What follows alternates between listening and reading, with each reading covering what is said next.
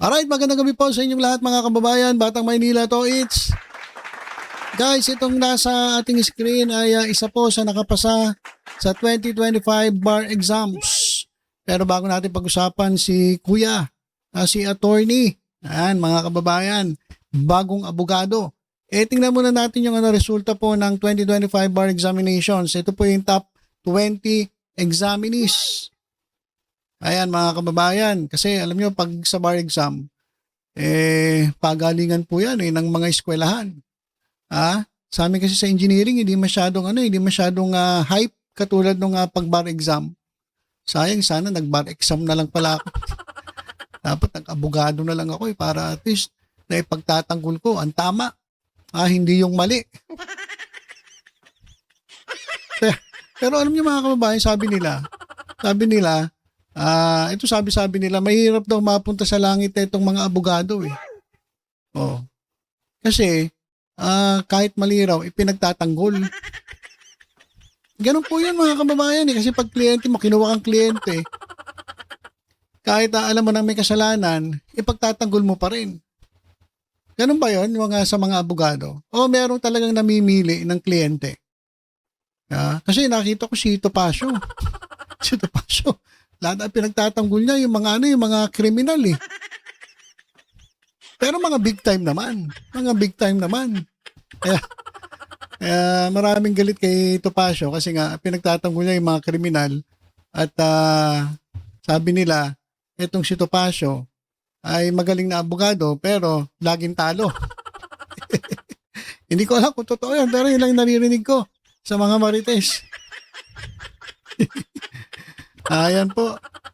Kaya sabi nila, mahirap daw mapunta sa langit ang mga abogado kasi nga kahit mali na, pinaglalaban pa rin, pinipilit na gawin tama. Ewan ko kung totoo yun, bahala kayo mag... yun lang, narinig ko lang mga kwento dyan sa mga Gedli. Yung mga kwento ng mga barbero dyan, mga chismoso dyan sa Gedli ng kalsada. Anyway, mga kababayan, congratulations po Top 1 po ay galing po sa University of the Philippines. UP pa rin, UP pa rin. So yung mga taga-UP dyan, sigurado taas no. Ayayabang na naman siguro ng mga taga-UP, no? Top 1 kami sa bar exams 2025. Ayan. Tapos ito naman, top 2 and 3. Grabe naman. Galing po sa University of Santo Tomas, Manila. Ayan, basahin nyo na lang yung mga pangalan Alright, so dito sa University of Santo Tomas, maraming alma mater ng UST na sangkot sa flood control anomaly.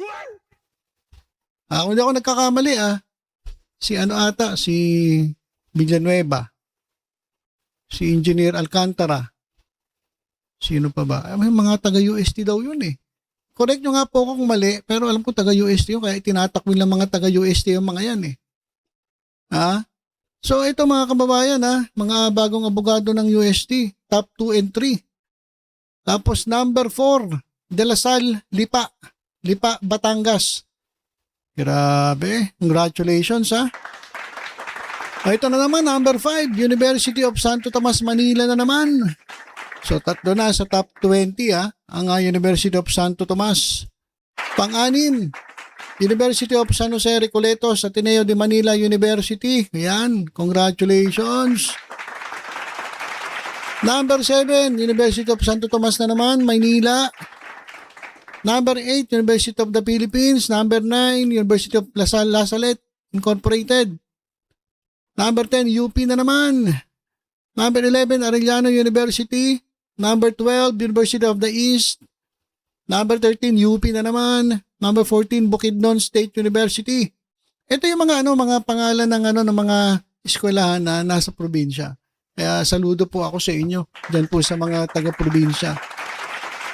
Tingin ko itong mga to talagang nagsikap ng maigi para lang mataguyod yung kanilang pag-aaral at ngayon, congratulations mga abogado na.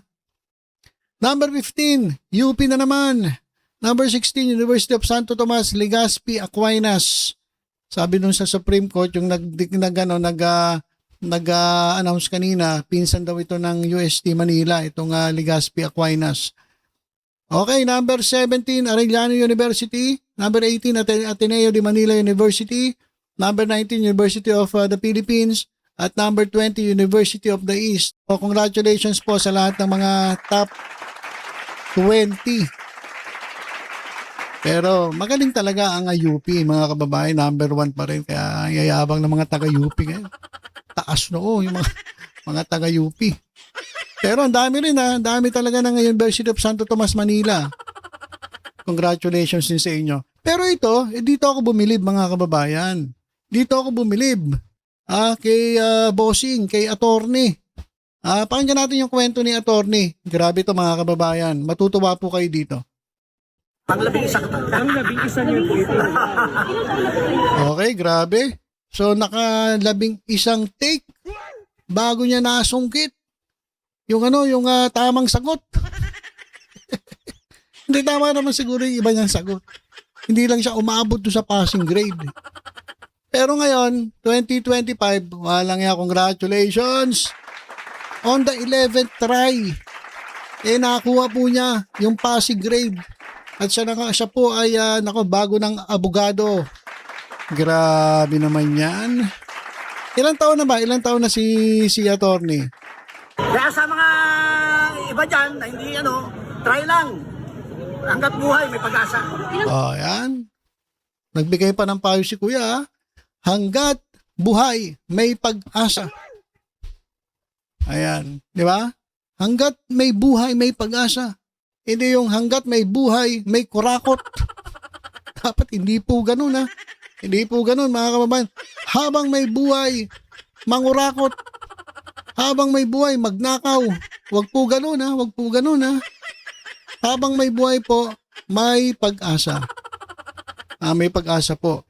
Kaya naman si kuya, grabe Pag 11 try, 11 beses, bago niya nasungkit ang tagumpay, mga kababayan. Congratulations ulit. Grabe naman. Kaya yung ngiti ni kuya, ngiting tagumpay. Ayan, mga kababayan. Tingnan natin, ilang taon na? 59. Ay, grabe, 59. Isang taon na lang, mag-retiro na.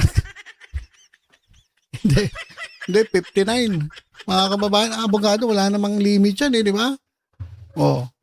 Bit-bit mo naman yung abogado, yung titulo na yan, bit-bit mo yan. Di ba? Ako nga di ba? Pero hindi Ba't gano'n, Pag pag abogado, pag dun sa mga lapida, pasensya, hindi ko po kayo pinapatay Kasi di ba pag sa lapida, attorney ganyan. Sa sa engineer nakasulatin, engineer ganyan sa lapida. May ganun ba engineer? Engineer Batang Maynila to. Sa lapida. Meron bang ganun? Attorney, alam ko meron attorney.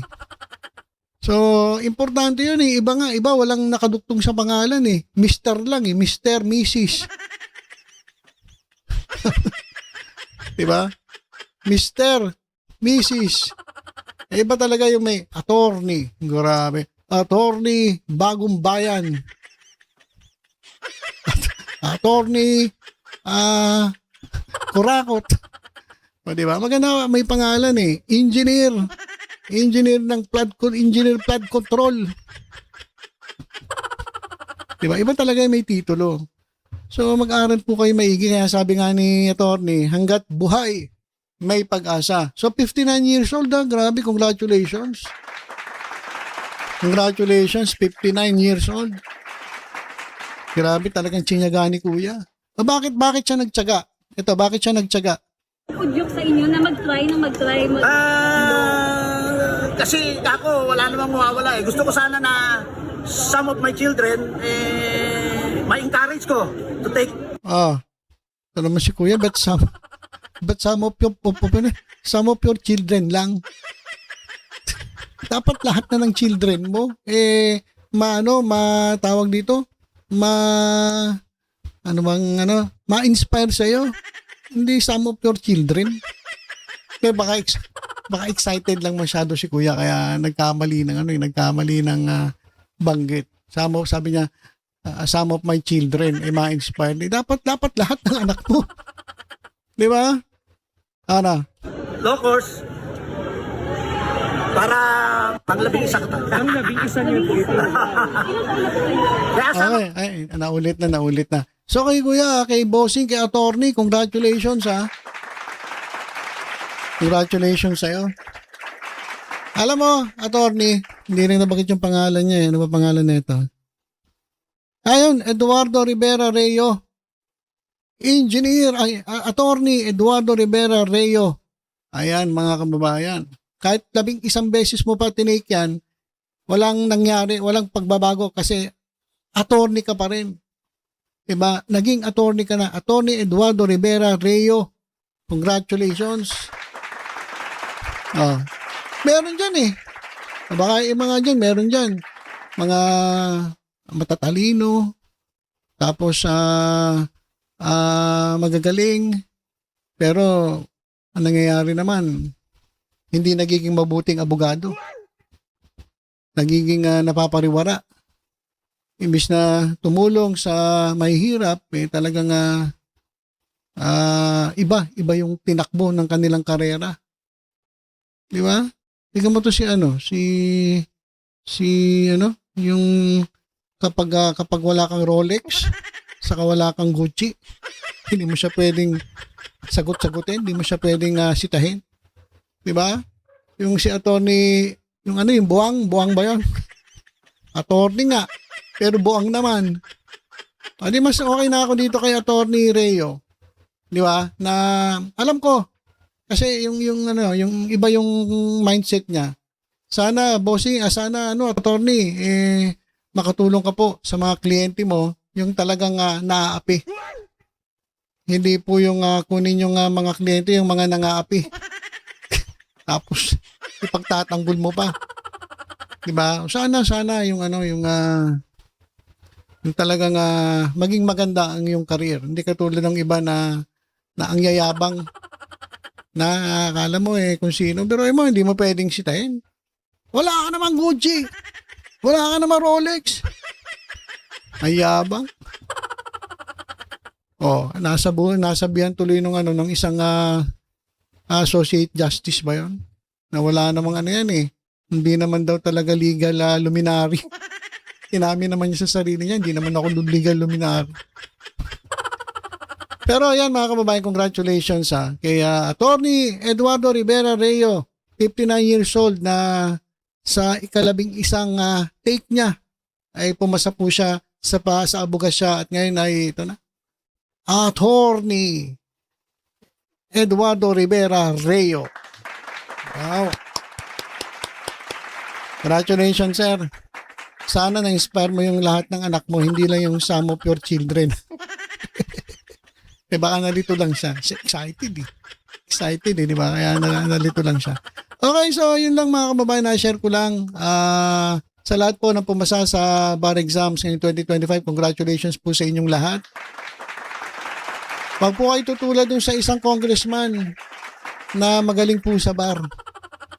Kaso ibang bar po yung pinuntahan. Ibang bar yung pinuntahan at nakipaglaplapan pa sa ibang babae. Nakita naman ng asawa niya, hindi na siya nahiya. Pero mo, congressman ka. Magaling yun sa bar. Lagi yun nasa bar. Wag po kayo gagaya doon. Ibang bar po yun. Dito po tayo sa talagang pumasa po sa bar exam. Okay, so yun lang po muna mga kababayan. Tutok-tutok lang po dito sa Batang Maynila Toys sa iba pang updates. Ingat po tayong lahat. God bless po.